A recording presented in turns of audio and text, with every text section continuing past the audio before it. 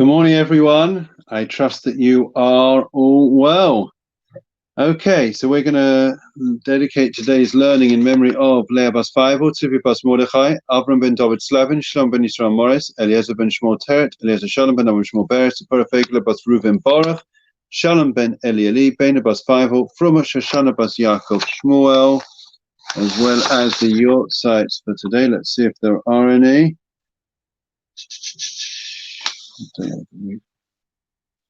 One minute.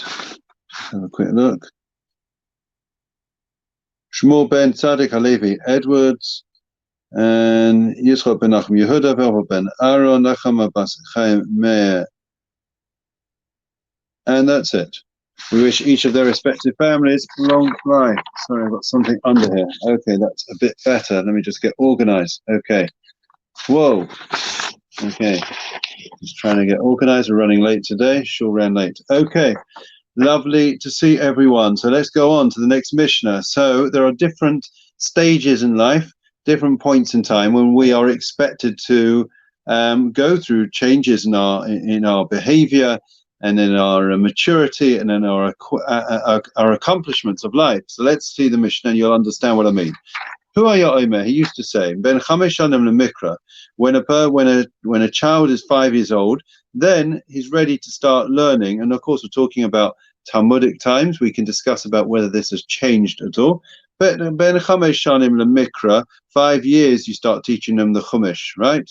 And I think that's pretty much what goes on. At least the stories are taught when they're 5 years old. Ben eser shanim lemishnah, so a boy when he's 10 years old learns Mishnah. Ben shlosh esrei lemitzvahs, 13 years they have to accept on themselves mitzvahs, and of course the girl will be 12 years old. Ben chamesh esrei legamora. So when a person is expected to start analyzing, it's at the age of 15. That's the way it used to be. I would say that, I think that it may be that we are, start a bit earlier than that. Whether we are as mature as they were in those times is a different matter, but we do start expecting our kids slightly earlier than that to analyze texts and to be able to understand concepts. Traditionally, at 18 years old, it would be the age for marriage. I don't quite think we are there, are we? More maybe like 38 years old or 28 years old. But 18 years is when they used to get married, right? There was no reason why not to. They didn't get loads of qualifications and letters after their name, right? They were mature enough, they were responsible, and therefore it was time to settle down. And Ben Esrim Lirudoif, I have to tell you that I think my grandfather was 18, and this is immediate. I think during the war he got married. So, probably 70, 80 years ago, people did get married. There were people that got married at 18. So Ben Shlosh Esrei Lemitzvahs. Sorry, where are we? We've missed it. Ben Esrim Lirudoif. At 20 years old, so a person should begin to pursue a livelihood. So here's the question for you. The previous section said you get married at 18. At 20, we're told that's when you should start pursuing a livelihood. So what happens between 18 and 20? Who supports this young couple? Right? You know the joke. So the father-in-law has to meet with his prospective son-in-law, and whilst they are meeting, he asks him about, how do you think, I've got a very wonderful daughter, and I'm very worried about how you yeshiva bacher, how you're going to manage, how you're going to sustain her, how you're going to support her. You don't have a career. He says, don't worry, God will provide. He says, and how are you going to clothe her? He says, God will provide. He says, and how are you going to clothe her? God will provide. And she likes to go on nice holidays, south of France, Barbados. Don't worry, God will provide. So he comes out smiling, and the wife says, well, you met your, prospective son-in-law. What did you think? He said, the father-in-law says he thinks I'm already God. So, maybe that's the answer as to why it is that there's this 2-year gap. But we all know that, we all had a bit of a help and a leg up, as it were, when we started off in life, or many of us were privileged to, and nothing wrong with that. Ben Shloshim Lokayach, 30 years old, getting closer to us, is a person attains their full strength. Okay, the vitality, the vibrancy. I think in different sports, it depends. So, for example, in football, it would be between probably between 22 and 24, 25, maybe even 26. That's when one's seen as one's peak in racing, though. Cycling, I know from my sons that 30 is probably right. It's 30 when you've got all your strength. Ben Arbaim Labina. Now, we say like life starts at 40, or it's all downhill after 40. 40, a person attains understanding. And I think what that means is that you've seen, there is what we call life's experience. And I appreciate this more and more when I speak to people and I learn from myself. That when you are thinking and seeing and observing what's going on around you and hearing people's stories, then you have a deeper understanding about life and about situations in life, and therefore 40 is that landmark. Ben Chamishim, what are you meant to achieve at 50? So Ben Chamishim La'etza. 50, you can already offer advice. I'm not saying that we wouldn't offer advice before, but you can offer advice with some expertise, right? You are considered, you've been through enough, learnt enough, read enough. So therefore, you would be a balaitza, somebody that people could come to for advice. Ben Shishim Lezikna, 60 years old, a person attains the status of a seniority, right? They're considered a respected member of the community. They are established. In fact, the word zikna, which is the word for an elderly person, a zokin in Israel, is to this word. So to this day. So that means that it actually stands for the word zer kana chochma, that a person is at 60 is meant to have acquired wisdom. Ben shivim laseva. What happens at 70, Harry? So at 70, a person attains a ripe old age. We know 70.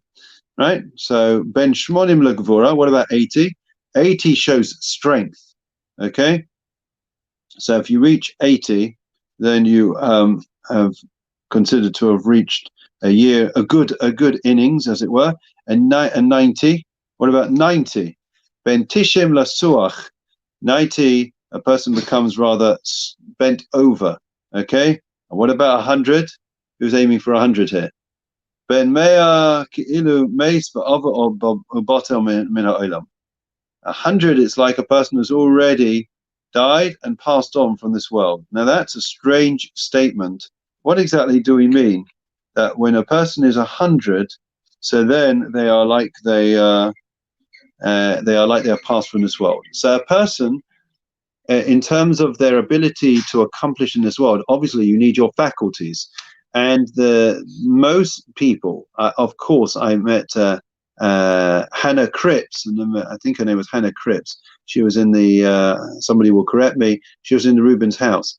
But she was 107 and she was dancing and everything else. And yes, there are exceptions, but generally speaking, at 100, your eyesight may be going, your hearing may be going, you may have dementia, so you don't have all your faculties. And therefore, if a person doesn't have all their faculties, then they're not able to still accomplish. The whole point of being in this world is that we are still progressing, accomplishing, moving forwards in our personal development, in our Jewish development, in our lives. There's no point in just standing still.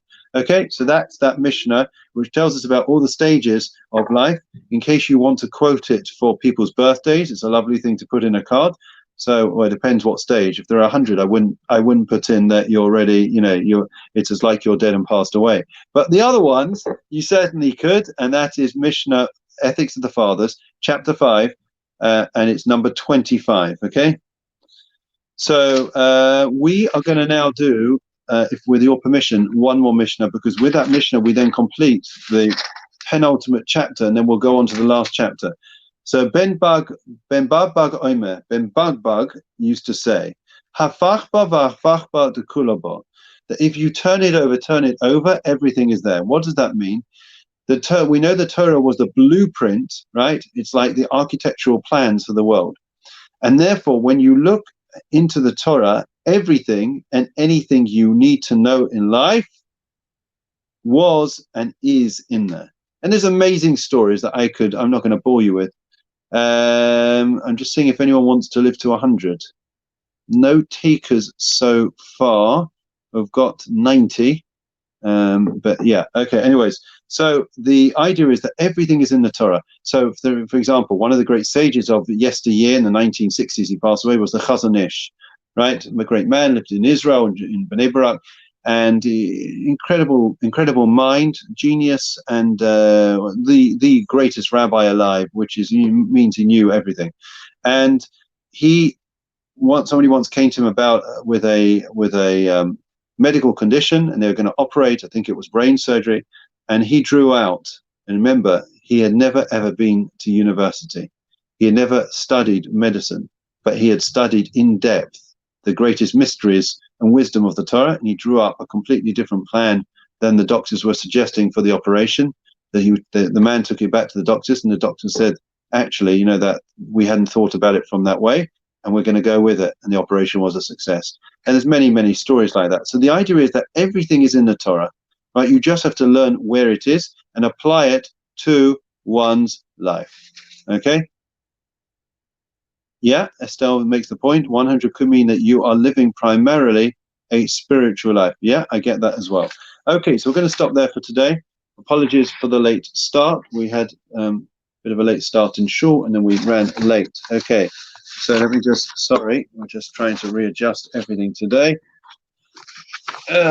Nothing is what it seems, is it, with holiday season? Okay, the Lord is my shepherd, I shall not want. He causes me to lie down in green pastures. He leads me beside still waters. He restores my soul. He leads me in the paths of righteousness for his name's sake. Even when I walk in the valley of darkness, I will fear no evil, for you are with me. Your rod and your staff, they comfort me. You set a table before me in the presence of my adversaries. You anointed my head with oil. My cup overflows. May only goodness and kindness pursue me all the days of my life, and I will dwell in the house of the Lord for the length of days. Memorial prayer.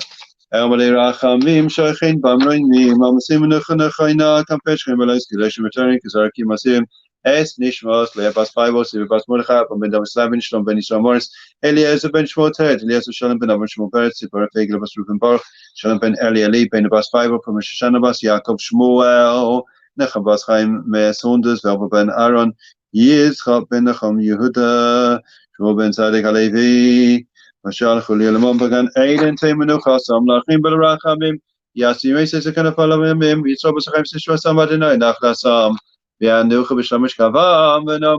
Amen. Wish long life to all those that are saying Kaddish or have Yortzeit today. So we conclude with Refuah Shlema prayer. Still, there are terrible cases of COVID and other illnesses. And of course, there is a danger of, the more we focus on COVID, the other procedures are being pushed off and delayed, which also is a danger. We're also thinking of those that were injured in the terrible atrocity or tragedy, more like, not atrocity, but a tragedy. It seems a tragedy in Beirut.